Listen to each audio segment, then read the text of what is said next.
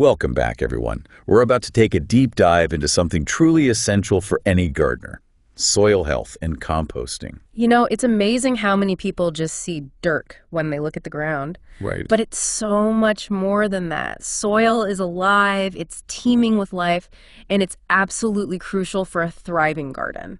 So what exactly makes soil healthy? It's not just about throwing some plants in the ground, right? Definitely not. Healthy soil is all about that incredible network of bacteria and fungi and all sorts of microorganisms working together. Wow. They break down organic matter and make those nutrients available for your plants to actually use. Sounds like a whole ecosystem down there. It really is.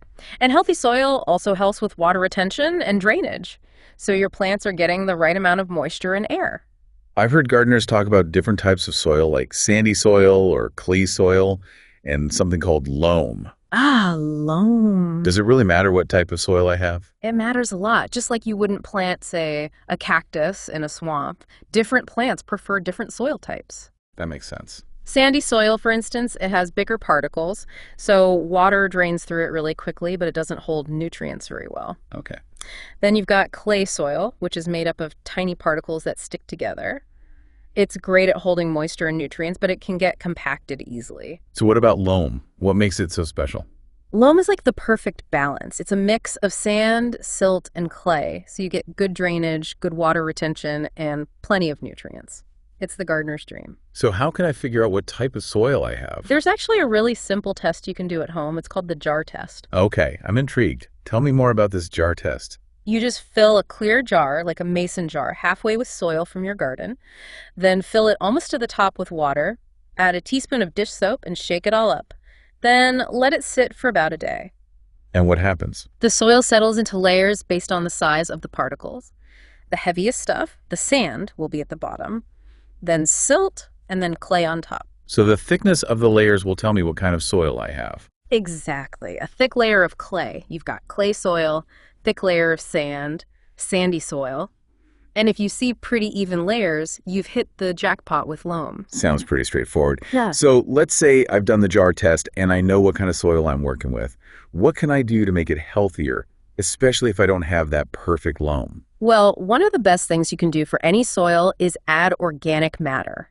And that leads us to the magic of composting. Composting. I love that idea. Turning kitchen scraps to something good for the garden. It's like alchemy. It really is. And it's easier than you might think. You basically need a good mix of greens and browns. Greens and browns. Yeah. Think of it like a recipe. Your greens are things like vegetable scraps, coffee grounds, grass clippings, stuff that's rich in nitrogen. Okay.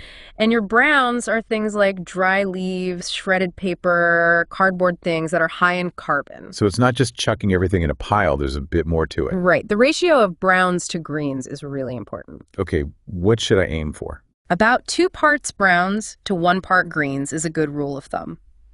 This balance ensures that the microorganisms in your compost pile have the fuel they need to really break everything down. So we are back to those microorganisms. Yep. They're the composting heroes. What else do I need to know? You want to keep the compost pile moist, like a wrung-out sponge. And you need to turn it every couple of weeks to get some air circulating in there. So it's not just a set it and forget it thing. Not quite. But it's not too labor-intensive either. So how do I know when the compost is ready to use? What should I be looking for? You'll know it's ready when it's dark and crumbly. It should have a nice earthy smell, almost like rich soil. I can practically smell it now. Okay, so let's say I've mastered the art of making compost. What are the best ways to actually use it in my garden? Compost is like gold for your garden. You can mix it into your garden beds, use it as mulch around your plants, even add it to your potting mixes. Wow, so many uses. It's incredibly versatile. It sounds like a miracle cure for pretty much anything. Well, it's pretty close. Compost not only adds nutrients, but also helps to improve the structure of your soil. It helps with water retention and drainage, and it even helps to suppress plant diseases. So by composting, I'm not just getting rid of kitchen scraps. I'm actually creating something that's really beneficial for my garden. And it's good for the environment too, right? Exactly. It's a win-win. This is way more than just tossing banana peels in a bin. Right. It's about creating a whole cycle of life and growth. I'm starting to understand why composting is such a big deal. It's a simple act with huge benefits. This has been a great overview of the whole composting process. What else should I know about using compost in my garden? Like, are there any specific techniques or tips? There are definitely some tricks of the trade when it comes to applying compost. We'll dive into those next. Great. I'm ready to learn more about how to really make the most of my compost. So let's talk about those tricks of the trade for using compost. I'm all ears. I want to make sure I'm really maximizing its benefits in my garden. Well, one of the best ways to use compost is to incorporate it into your garden beds before you even plant anything. So like a pre-planting boost. How much should I add? A good rule of thumb is to add about a 2 to 3 inch layer of compost Okay. to the top 6 to 8 inches of soil. And how do I actually mix it in? Do I need like a tiller or? You don't need to go too crazy. Just gently turning the compost into that top layer of soil with a garden fork or a spade is perfect. That sounds doable. So what are the benefits of adding compost before planting? It gives your new plants a real nutrient-rich foundation to grow from. Plus, compost improves the soil structure. Okay. So you get better drainage and aeration, which is really important for healthy roots. It's like setting them up for success right from the start. Exactly. And speaking of success, let's talk about using compost as mulch. Oh yeah, mulch. I know it's great for keeping weeds down and helping the soil retain moisture. How does compost compare to other types of mulch? Compost is fantastic as mulch. It does all those things, suppresses weeds, regulates soil temperature, so it keeps those roots cool in the summer and warm in the winter. Oh, that's good. And the best part is, as it breaks down, it continues to feed your soil. So it's like a slow-release fertilizer too. Exactly. What's the best way to apply it as mulch? Just spread about a 2 to 3 inch layer around your plants. But be careful not to pile it up against the stems. Got it. Does the timing matter for when I apply it? It's best to apply compost mulch in the spring or fall, Okay. when the soil is moist and workable. Any other tips for making the most of compost mulch? Just make sure you replenish the mulch layer as it breaks down.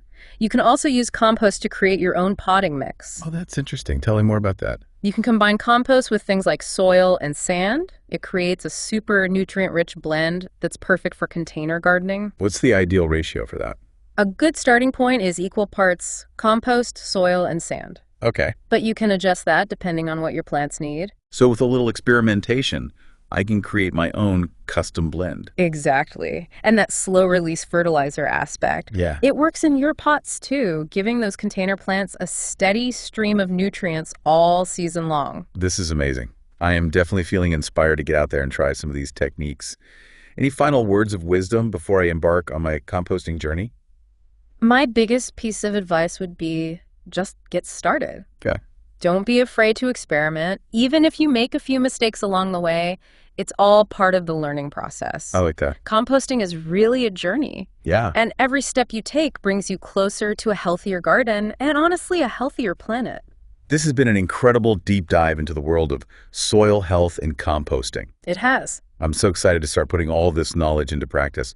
So I'm ready to take my composting to the next level. Are there any advanced techniques or tips that could help me make even better compost? Absolutely. There's something called hot composting that a lot of gardeners really like. Hot composting.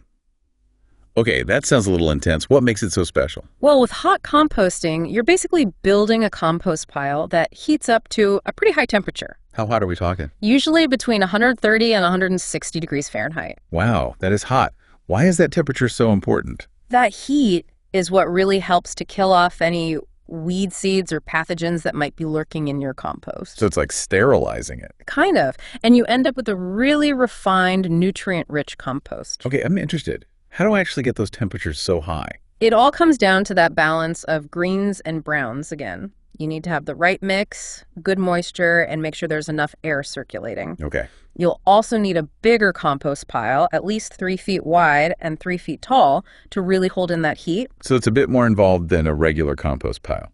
It does require a little more attention to detail, but the results are worth it. Another technique you might want to look into is vermicomposting. Vermicomposting. Now that sounds interesting. What's that all about? Vermicomposting uses worms to break down the organic matter. Worms. Okay, so we're taking composting to a whole other level here. It might sound a little strange at first, but worms are amazing composters. What makes them so special? They can eat their weight in food scraps every single day. Wow. And they produce these nutrient-rich castings, which are basically worm poop that are like a superfood for your plants. Okay, so I have to ask, how does vermicomposting actually work? You set up a worm bin, which is basically a container with bedding material like shredded newspaper or coconut coir. You add your food scraps, and the worms do their magic. So I just let the worms do all the work. Pretty much. You just need to make sure their environment is right, good ventilation, proper drainage to keep them happy and healthy. It sounds simpler than I thought it would be.